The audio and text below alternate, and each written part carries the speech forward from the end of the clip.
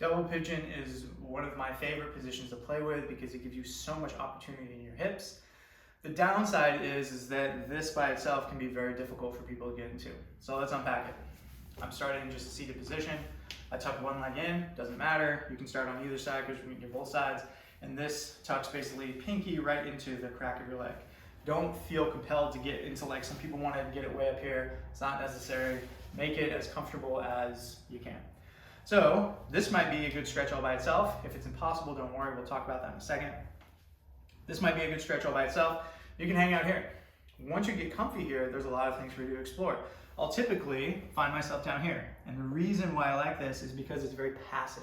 Sometimes there's stretches where you have to like reach into something. Anytime you can use your own body weight to just facilitate a very passive stretch, it's like, cool, I'm now putting in the grains of sand to over time amass this pile of sand.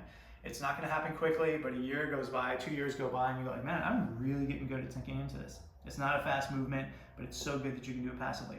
From there, I can lean away from my bottom leg since it's got this kind of anchor pushed down onto it. I can feel this down into my hip, into my QL, my obliques. This is a great place to be, just be like, okay, I'm examining the sides of my hips. I like this maybe more for its exploratory nature than it's like maybe progressions, but it still has progressions nonetheless. And I can feel that my right hip is tighter than my left. Amazing. These are great things to know about yourself. Okay, so how do we get into this if we're very tight? So if you get to here and you're like, man, I'm struggling. Well, it's like, well, that is the beginning. Can I get to here? Can I get to here? Can I get to here? Can I get to cross-legged? This is technically a variety of double pigeon, right? And some people say, well, I can't even sit cross-legged on the ground. Well, let's get here first. I get all the same benefits.